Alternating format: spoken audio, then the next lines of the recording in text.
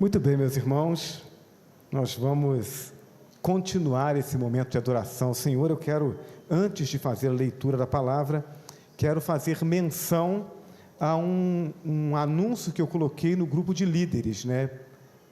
Os irmãos, aqueles que ficaram atentos e que, pelo menos, pretendiam responder positivamente, devem ter caprichado na maquiagem, feito um penteado melhor. A Raquel está aqui, né, tirando algumas fotos, está montando ali um acervo, né, de fotos para a gente utilizar no nosso aplicativo. E após o culto, os líderes que capricharam na maquiagem aí poderão depois tirar uma foto com a Raquel para poder colocar lá no aplicativo também nos ministérios, né, para a gente poder estar identificando as pessoas que acessarem ao aplicativo e que quiserem alguma informação sobre determinado ministério, vão ver lá qual é o ministério, vão ver o nome do líder e vão ver a foto para poder chegar aqui e conseguir identificar a pessoa com facilidade e assim tirar a sua dúvida. Então, nós estamos trabalhando no sentido de que esse aplicativo realmente cumpra a função dele de nos ajudar a realizar o trabalho, de ser uma ferramenta que nos ajude. Então, você que é membro da igreja, que ainda não fez o seu cadastro, que ainda não baixou o aplicativo, faça isso. Isso vai abençoar a sua vida e vai nos ajudar a também trabalharmos para abençoar a sua vida e a vida de toda a igreja. Tem uma outra palavra que eu precisava dar. Sim, me lembrei agora. Você que é membro da igreja, a gente não tem feito esse apelo nos últimos cultos, mas é muito importante. Hoje pela manhã me chamou a atenção isso, porque nós tivemos uma pessoa nos visitando, e aí na hora que eu estava à porta, ela saiu, mas como eu ainda não reconheci, né, todos os membros da igreja, cada dia me surpreende, né, alguém chega, pastor, sou membro da igreja, olha, né, eu não sabia ainda, e aí às vezes chega uma pessoa no culto e eu não sei exatamente se é membro da igreja ainda, eu cumprimentei a pessoa me cumprimentou de forma sorridente e saiu. E aí a Isabela estava perto, perguntei para a Isabela assim, Isabela, você conhece? A Isabela olhou, não faço ideia. E aí agora à noite eu tive a confirmação de que realmente era uma visitante. E aí ninguém pegou nome, pegou nada, então eu preciso que você que é membro da igreja, dê sempre aquela olhada para o seu lado. Se você pode fazer isso agora, fica à vontade, viu? Então, você olhou, não reconheceu a fisionomia, não fica com vergonha. Você chega assim no ouvido, a pessoa pergunta assim, você é membro da igreja? Né? Se a pessoa responde sim, amém. Se a pessoa responde não, então você já sabe, dê um aperto de mão, se puder dar um abraço, né? E aí você precisa, até o final do culto, ou assim que o culto terminar, pegar o telefone da pessoa, para que a gente possa fazer esse contato, e ser esse elo de calor, de aconchego, de integração, de acolhimento, para que as pessoas que chegam aqui na igreja, saibam que nós as amamos.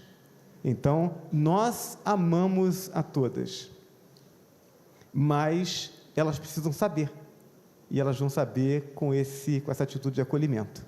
Então, posso contar com você nesse esforço nosso de acolher? Amém? Então, se você reconheceu alguém, então pode já fazer o exercício. Muito bem, eu quero convidar você a fazermos a leitura bíblica em Isaías capítulo 55.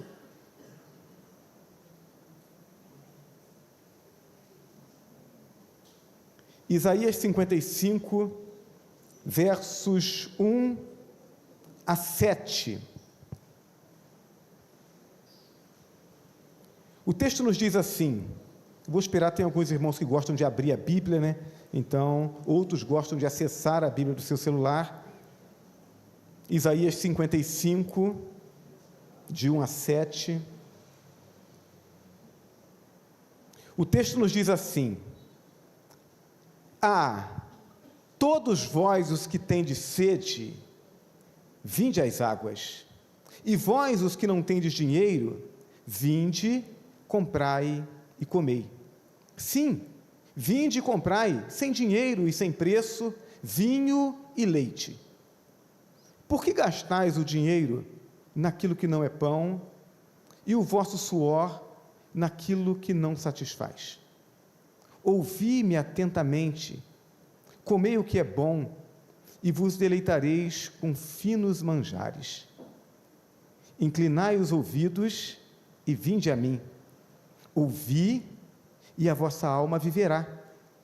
Porque convosco farei uma aliança perpétua, que consiste nas fiéis misericórdias prometidas a Davi. Eis que eu o dei por testemunho aos povos, como príncipe e governador dos povos. Eis que chamarás a uma nação que não conheces, e uma nação que nunca te conheceu, correrá para junto de ti, por amor do Senhor, o teu Deus, e do Santo de Israel, que este te glorificou. Buscai o Senhor enquanto se pode achar, invocai-o enquanto está perto. Deixe o perverso o seu caminho, o ímpio os seus pensamentos. Converta-se ao Senhor, que se compadecerá dele, e volte-se para o nosso Deus, porque é rico em perdoar. Que Deus abençoe a leitura da sua palavra. Amém? Feche seus olhos, vamos orar mais uma vez. Nosso Deus e nosso Pai que está nos céus, nós queremos agradecer ao Senhor pela oportunidade que temos de adorá-lo na comunhão da tua igreja. Queremos agradecer por tudo aquilo que já pudemos realizar aqui, pelas orações, pelo momento de adoração através dos cânticos, por esse momento de conhecermos a história do hino que cantamos e reconhecermos a tua boa mão conduzindo a tua igreja. E queremos te agradecer por esse momento agora em que nos aproximamos do Senhor através da leitura da tua palavra. Pedimos ao Senhor, em nome de Jesus, que fale ao nosso coração, que nos ajude a entender a mensagem do Senhor, aquilo que o Senhor espera de nós, enquanto igreja do Senhor, e também aqueles que, atendendo o nosso convite, sem terem ainda confessado publicamente Jesus como Salvador, estão conosco aqui, participando desse culto de adoração ao Senhor. Que todos nós sejamos abençoados, motivados e conduzidos pelo Teu Espírito a nos aproximarmos um pouco mais, a tomarmos uma decisão hoje, de chegarmos mais perto, de permitirmos que o propósito do Senhor se cumpra em nossas vidas. Assim nós oramos em nome de Jesus. Amém? Deus convida você. O texto que nós acabamos de ler é um convite. Todos os que têm de sede, vinde às águas. E os que não têm dinheiro, vinde, comprai e comei. No dia a dia, meus amados irmãos, nós recebemos sempre muitos convites. Alguns são convites desagradáveis, prejudiciais, convites negativos, né? Ontem, no culto lá na igrejinha, enquanto a gente pregava, eu virei para as crianças que estavam assim sentadas no banco da frente, perguntei assim: aqui no bairro tem alguém que faz uso de entorpecente, né, de drogas? E aí, a menininha que estava sentada assim, na esquina assim do banco, né, ela olhou para mim, deu um sorriso e fez assim, né? E eu pensei assim, ela não quer acreditar que isso acontece, mas com toda certeza não só existe isso, mas essas pessoas não só fazem uso, mas boa parte delas estão constantemente aliciando outros, fazendo convite para que essas pessoas venham e experimentem, venham para fazer uma viagem, olha, vai ser muito legal, não é? São convites que, quando as pessoas mal avisadas, elas aceitam o convite, muitas vezes entram num caminho sem volta. Então, mas não são só os convites aos vícios, são os convites à corrupção. Olha, se a gente fizer esse negócio aqui, né, ninguém está vendo, a gente vai ter um lucro aqui, né? Algumas pessoas vão ser lesadas, mas, né, importante é a gente se dar bem, né? A lei do Gerson, tem que levar vantagem em tudo, né? Então, é o convite à corrupção, o convite à imoralidade. Olha só, né, o coleguinha lá na escola, né, o adolescente lá, com o celular na mão, aberto num site inconveniente, ele chama você para ver as imagens, assistir os vídeos. São convites à imoralidade. E quantos entram por esse caminho e depois não conseguem sair? Eu me lembro do pastor Sérgio Queiroz, pastor da Igreja Batista Viva, lá em... como é que é o nome da cidade? Olha como é que foge. Fugiu. Daqui a pouco vem. João Pessoa, obrigado. Está vendo só? A Igreja Batista Cidade Viva, não tem como não saber onde é, né? João Pessoa. E ele, há uns anos atrás, ele fez uma série de vídeos na igreja, fez uma série de vídeos sobre... o tema é contra a corrente. Eu tenho inclusive esses vídeos para desenvolver um trabalho em um momento próprio com jovens e adolescentes, mas um dos vídeos falava sobre pornografia, e aí ele disse que de forma muito surpreendente descobriram, porque o vídeo impactou as pessoas da igreja, e como eles vivem um trabalho de pequeno grupo muito forte há muitos anos lá na igreja, e o pequeno grupo ele desenvolve esse ambiente de acolhimento, de confiança, muitas pessoas se sentiram à vontade para dizer: olha, eu estou vivendo esse problema. Pessoas que confessaram Jesus como Salvador, pessoas que creem em Deus e que estavam sofrendo porque querem obedecer a Deus, querem fazer a vontade de Deus, mas estavam nas suas emoções, na sua psique, estavam escravizados por aquele vício. Então o vício não está tão distante, um convite aceito que leva a pessoa a uma vida de escravidão. Graças a Deus, porque o trabalho que eles fizeram e fazem lá é um trabalho muito bom, e muitas dessas pessoas, pela graça de Deus, foram libertas por causa da ajuda dos irmãos. A igreja precisa ser esse lugar de acolhimento e de ajuda. Não somos chamados por Deus para julgar nem para condenar ninguém. Nós somos chamados para estendermos a mão, para ajudarmos. A pessoa quer ajuda, ela diz: olha, eu estou enfrentando essa dificuldade, eu quero fazer a vontade de Deus, eu preciso de ajuda. A gente estende a mão, porque é para isso que a igreja existe.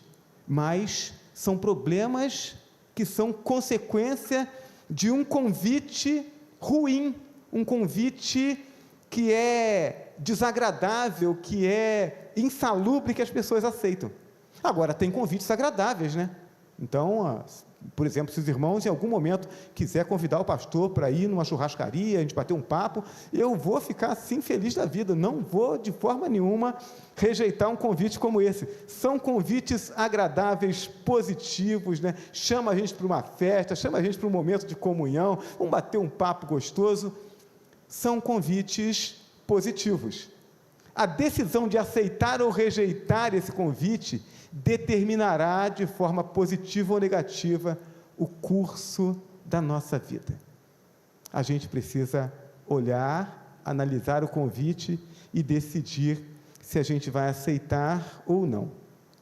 Contudo, nenhuma decisão terá um impacto tão grande em nossas vidas quanto aquela que responde ao convite apresentado nesse texto. Porque esse convite traz consigo implicações eternas. Outros convites podem trazer benefícios ou prejuízos, mas nenhum deles tem um impacto tão grande quanto esse. Ele determina o curso da sua vida por toda a eternidade. O convite, ele é dirigido a todos, em todos os lugares, em todos os tempos. E nessa noite, esse convite é dirigido a você. Você que ainda não confessou Jesus como único e suficiente Senhor e Salvador. Você que até acredita em Deus, você que até faz orações a Deus, mas que nunca colocou a sua vida diante dele e disse assim: Senhor, minha vida é sua. A partir desse momento eu reconheço o Senhor como Senhor da minha vida e a partir desse momento eu quero conhecer e fazer a sua vontade, eu quero a sua ajuda, eu quero que o teu Espírito Santo habite no meu coração. Então talvez você creia em Deus, no poder de Deus, mas nunca tenha feito esse convite. Então, se você não convidou Jesus para habitar no seu coração, hoje Ele está convidando você para abrir o coração para Ele. Mas para dizer sim a um convite, é preciso entender a natureza dele e as implicações desse convite. Então, Deus convida você. Que convite é esse, né? A pergunta que a gente faz nesse convite é: o quê? O que é esse convite? Ó vós todos que tendes sede, vinde às águas, e os que não tendes dinheiro, vinde comprai e comei. Sim, vinde comprai sem dinheiro e sem preço, vinho e leite. Por que gastais o dinheiro naquilo que não é pão, e o produto do vosso trabalho naquilo que não pode satisfazer? Ouvi-me atentamente, e comei o que é bom, e a vossa alma se deleite com a gordura. Deus apresenta elementos materiais que simbolizam carências espirituais. Então Ele usa a água e o leite, que representam a manutenção da vida, né? Ninguém vive sem água, e o leite é, em várias culturas, em várias situações, fonte de proteína, alimento que, portanto, traz os ingredientes necessários para a manutenção da vida. Deus está dizendo: olha, com esses elementos que fazem parte do cardápio, né, desse povo, e que ajudam na manutenção da sua vida, eu estou dizendo que eu sou essa fonte da vida.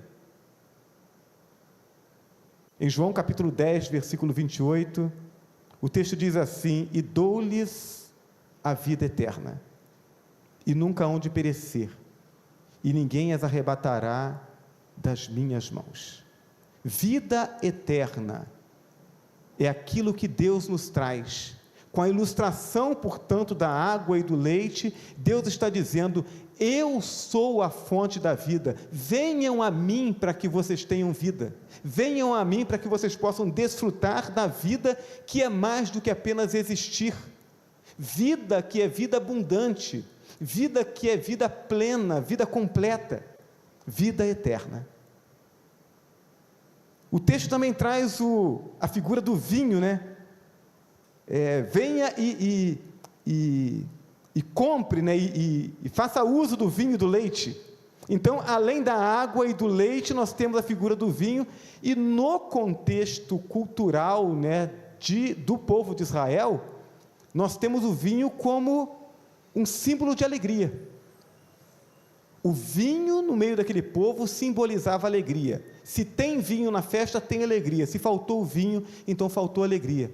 Houve uma colheita, uma boa colheita de uvas, então vamos ter vinho, celebrem, porque é o símbolo da alegria. Mas quem é a verdadeira fonte de alegria? É o vinho?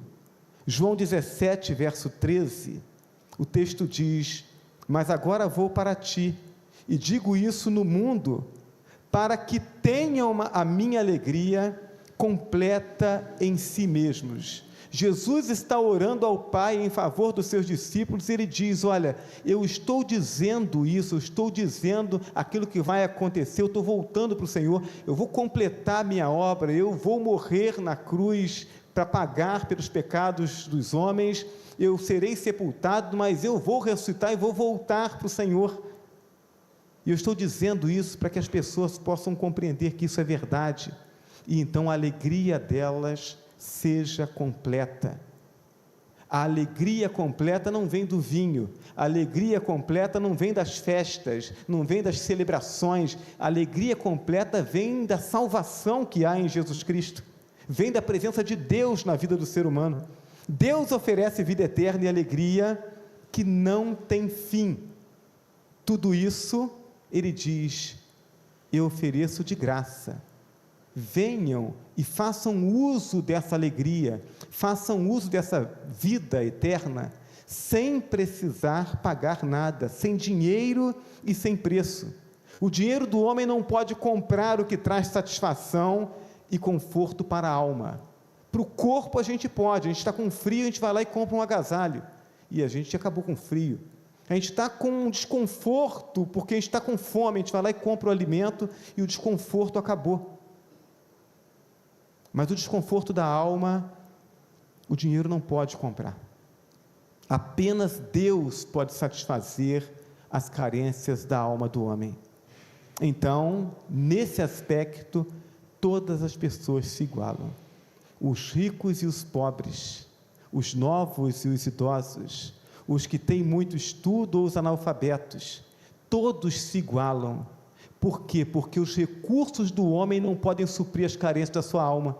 E aquilo que está à disposição para satisfazer essa carência da alma, está à disposição gratuitamente para ricos e pobres. Deus oferece a sua salvação gratuitamente. Efésios 2, versos 8 e 9.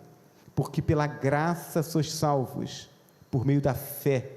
Isso não vem de vós, é dom de Deus. Não vem das obras, para que ninguém se glorie.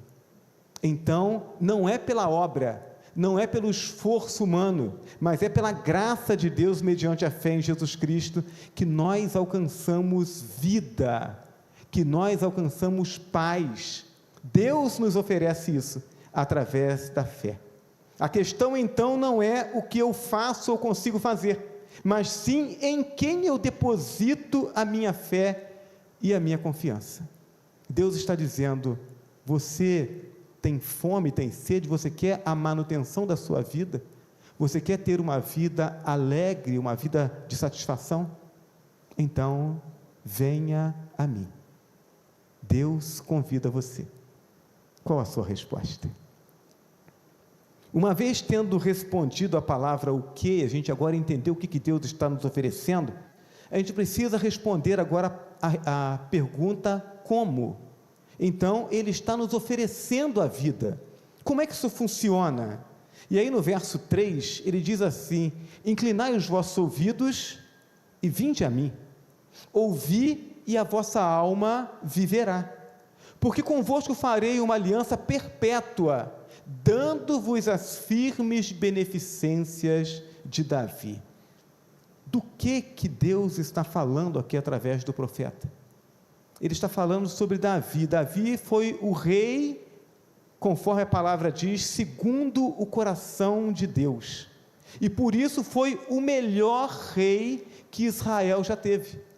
Então, até hoje, a nação de Israel faz menção do rei Davi, alguém que foi um homem segundo o coração de Deus, ouviu os conselhos de Deus, administrou a nação conforme a vontade de Deus, e foi um tempo de prosperidade.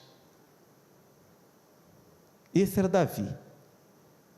Deus prometeu a Davi e ao povo que o povo de Israel, que a raiz de Davi, da descendência de Davi, ele levantaria um rei cujo reinado não teria fim, que traria paz aos homens, que reconciliaria os homens com Deus. Quando essa promessa se cumpre? Essa promessa se cumpre em Jesus Cristo. Jesus nasce da descendência de Davi, e em Jesus Cristo essa promessa se cumpre. Em Atos capítulo 13, versos 32 a 34, a Bíblia nos diz assim: e nós vos anunciamos que a promessa que foi feita aos pais, Deus a cumpriu a nós, seus filhos, ressuscitando Jesus, como também está escrito no Salmo 2: meu filho és tu, hoje te gerei, e que o ressuscitaria dentre os mortos, para nunca mais tornar à corrupção. Disse-o assim: as santas e fiéis bênçãos de Davi vos darei. Essa é a promessa encontrada no Salmo a respeito de Jesus Cristo, que nasce da descendência de Davi. O convite de Deus é, portanto, um convite à submissão ao Rei eterno, Jesus Cristo, o único que vive e reina eternamente. Venham a mim, e eu darei a vocês as firmes beneficências prometidas a Davi. Através de Jesus Cristo, a promessa de Deus feita a Davi se cumpre, e a nós, portanto, é oferecida essas firmes beneficências. Pastor, mas o texto fala a pessoas que viveram 700 anos antes de Jesus nascer. Na verdade, todos aqueles que creram na promessa foram salvos pela fé na promessa do Filho de Deus que seria sacrificado. E a Bíblia nos diz que mesmo aqueles que apresentaram sacrifícios para o perdão dos seus pecados, os pecados deles nunca foram perdoados por causa do derramamento do sangue de animais. Mas aqueles animais apenas simbolizavam o que haveria de acontecer na história, mas que já tinha acontecido na eternidade. Foram perdoados pelo sacrifício de Jesus Cristo. Então a palavra diz: ouvi e a vossa alma viverá. Jesus não veio ao mundo por capricho. Jesus veio por amor. Amor a mim e amor a você. Jesus não morreu pelos próprios pecados, mas sim pelos nossos pecados. Ele entregou a sua vida na cruz, para que pela sua morte, eu e você pudéssemos ter vida através da fé nele. E Jesus ressuscitou, a fim de nos dar a esperança da ressurreição e da vida eterna. Então, a obra que precisava ser feita, foi feita. A alma do homem, morta pela separação de Deus, só terá vida se for novamente unida a Deus. E a forma de nos unirmos novamente a Deus é através de Jesus Cristo. Então, o que está sendo prometido? Está sendo prometido vida eterna. Como? Através da fé em Jesus Cristo. Esse é o plano de Deus, que se cumpre através da encarnação, ministério, morte e ressurreição de Cristo e da pregação desse evangelho. Aquele que crê tem os seus pecados perdoados, é novamente reconciliado com Deus e desfruta da vida. Bom, pastor, já sabemos então qual é a promessa. Promessa de vida eterna. Quem não quer vida eterna? Quem não quer reconciliação com Deus? Quem não quer a bênção de Deus sobre a sua vida? Então já sabemos, e já sabemos que isso acontece através da fé em Jesus Cristo. Então temos que confessar Jesus como Salvador. Que maravilha, já sabemos como é que faz. Tem uma última pergunta que a gente precisa responder. A última pergunta é: quando? E essa pergunta é boa, porque quantas pessoas eu já encontrei ao longo da minha vida cristã e que reconhecem que Deus é bom, reconhecem que Jesus é Salvador, reconhecem que a palavra, a pregação da igreja é a verdade, mas dizem: hoje não, vou esperar um pouco mais, tem algumas coisas acontecendo na minha vida agora, eu vou resolver isso primeiro, né? Tem alguns sonhos que eu tenho que realizar, eu vou realizar esses sonhos primeiro, depois, então eu resolvo essa questão com Deus. Então os versos 6 e 7 de Isaías 55 dizem assim: buscai ao Senhor enquanto se pode achar, invocai-o enquanto está perto, deixe o ímpio o seu caminho e o homem maligno os seus pensamentos, e se converta ao Senhor, que se compadecerá dele. Torne para o nosso Deus, porque é grandioso em perdoar. Até quando eu posso esperar? Hoje não, talvez semana que vem, talvez mês que vem. Não, eu tenho alguns planos para esse novo ano de 2024, então talvez depois disso. Até quando eu posso esperar? Qual é a urgência dessa decisão? A resposta é simples: enquanto se pode achar. É isso que o texto diz. Busque ao Senhor enquanto se pode achar. Deus adverte que a oportunidade não durará para sempre. Em Tiago capítulo 4, verso 14, a Bíblia diz assim: digo-vos que não sabeis o que acontecerá amanhã, porque que é a vossa vida? É um vapor que aparece por um pouco e depois se desvanece. A vida, ela é curta, a vida passa rápido e a gente não faz ideia de quando isso vai acontecer. A qualquer momento a vida pode ser interrompida. O destino para a alma se decide em vida. Não, pastor, eu ouvi dizer que se a gente pegar lá e mandar celebrar uma missa, se a gente acender umas velas, se a gente fizer algum ritual, se a gente consegue ajudar o espírito lá a iluminar, para ele chegar onde tem que chegar. Não é isso que a Bíblia nos diz. A Bíblia nos diz que o destino da alma se decide em vida, e é por isso que os crentes não oram pelos mortos. De vez em quando a pessoa chega: pastor, olha, perdi um ente querido, gostaria que o senhor orasse pela alma dele. Não posso fazer isso.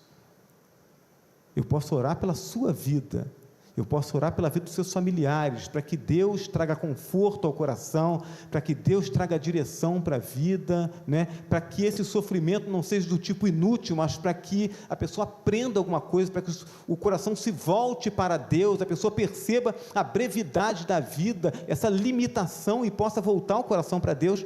Mas pelos mortos não há o que fazer, nem para bem nem para mal, já foi.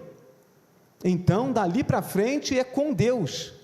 O homem, assim que fecha os olhos para essa vida, ele abre os olhos diante de Deus para prestar contas daquilo que ele fez por meio do corpo. E aí, se ele abre os olhos diante de Deus sem ter confessado Jesus como Salvador, a resposta que ele está dando para Deus é a seguinte: eu não quis viver com o Senhor nessa vida. E aí Deus diz: bom, então eu respeito a sua decisão, e você continuará vivendo sem mim. Meus irmãos e amigos, não faz sentido alguém imaginar que, rejeitando caminhar com Deus nessa vida, vá viver com Ele na outra. Nós precisamos ser sensatos. Então existem algumas coisas que eu preciso renunciar para poder caminhar em comunhão com o Deus Santo. Se eu digo: não, eu não quero renunciar a essas coisas, eu estou dizendo: Senhor, eu não quero a sua santidade, eu quero as coisas ruins aqui desse mundo. E Deus respeita a decisão. Deus não vai ser mau para lançar as pessoas no inferno. Não, na verdade, quem decide ir para lá é o próprio ser humano. Ele diz: eu não quero a santidade de Deus, eu quero estar longe de Deus. E o tempo de tomar essa decisão é enquanto temos vida. João capítulo 3, versículo 18, a Bíblia diz: quem crê nele não é condenado, mas quem não crê já está condenado, porquanto não crê no nome do unigênito Filho de Deus. O texto diz que Jesus não veio ao mundo para condenar ninguém. A humanidade está condenada porque está separada de Deus. Jesus vem para reconciliar o homem com Deus. Se o homem não quer, ele continua separado. Conta-se que um jovem, filho de crentes, né, e aí a gente lembra disso, né, filho de peixe é peixinho, mas filho de crente não é crentinho. Filho de crente tem que ser evangelizado e a seu tempo precisa tomar uma decisão ao lado de Jesus. Ninguém vai para o céu de carona. E aí conta-se que esse jovem filho de crente, querendo gastar sua vida nos prazeres do mundo, perguntou para sua mãe o seguinte: mãe, até quando eu poderia esperar para entregar minha vida a Jesus? E a mãe então respondeu: olha, até um pouco antes da sua morte. Então ele disse: mas eu não sei quando eu vou morrer. E aí a resposta da mãe foi: então precisa entregá-la agora. É essa a decisão segura. Não, eu vou deixar para amanhã, eu não sei se eu vou viver até amanhã. Quantas pessoas vocês imaginam que neste momento, nesse mundo, estão se encontrando com a morte? Agora, nesse momento que nós estamos aqui no culto, pessoas estão morrendo. Elas não vão ver o amanhecer. Então, o tempo de tomar decisão é hoje. Busque ao Senhor enquanto se pode achar. Invoque-o enquanto está perto. Então, você também não sabe que dia que você vai morrer, que hora que Deus vai chamar você à presença dEle. Hoje Deus convida você. Qual a sua resposta? Qual é a sua decisão? Assim é o convite de Deus para desfrutar da sua salvação através da entrega da sua vida a Jesus, aquele que deu a vida por você e que quer salvar você, levar você novamente para a comunhão com Deus, para que você possa ter segurança. Deus quer dar vida eterna, quer dar paz, quer dar alegria, mas Ele só dará para aquele que realmente quiser receber. Você deseja esta salvação? Você deseja dizer sim a esse convite de Deus? Eu quero convidar a igreja a fecharmos nossos olhos, nós vamos orar, e essa é a oportunidade para que você, que é crente em Jesus Cristo, interceda ao Senhor. Esse momento é sempre um momento de grande batalha espiritual.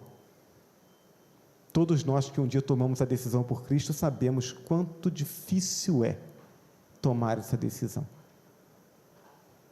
Esse também é um momento de decidir abraçar ou não o convite de Deus.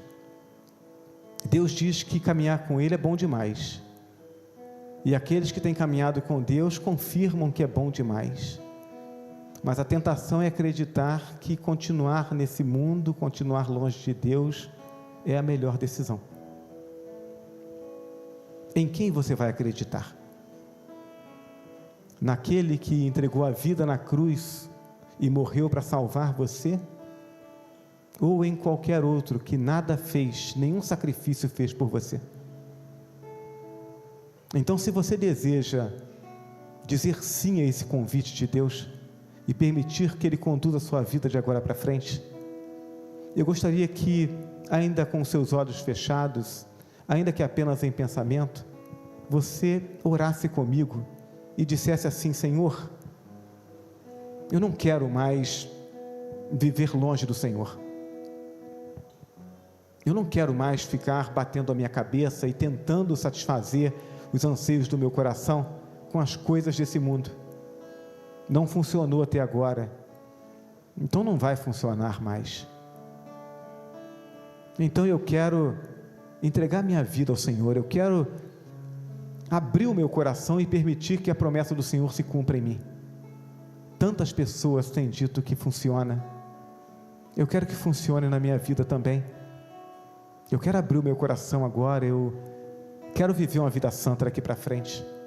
Eu não quero mais pecar contra o Senhor.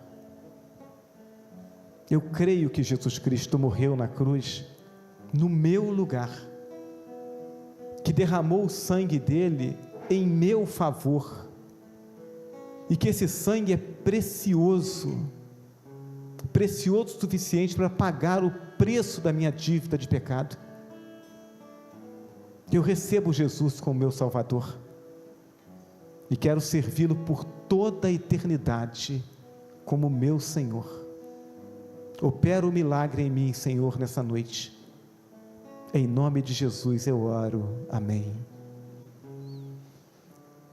Eu gostaria que a igreja continuasse orando, e eu quero, antes de nós celebrarmos a ceia, eu quero fazer esse convite, quero dar essa oportunidade. Se você fez essa oração e você entregou com sinceridade a sua vida nas mãos de Jesus, eu gostaria que você levantasse a sua mão, eu gostaria de orar por você. Alguém que fez essa oração nessa noite? É só levantar e abaixar a sua mão, só para que nós possamos identificar você, possamos nos alegrar com você e ajudar você nessa caminhada. Alguém que orou e entregou a vida a Jesus nessa noite? Alguém? Muito bem, nós queremos crer que todos os que estão aqui, de fato, já são servos do Deus vivo, lavados e remidos pelo sangue de Jesus Cristo, e que, portanto, estão seguros agora e para sempre.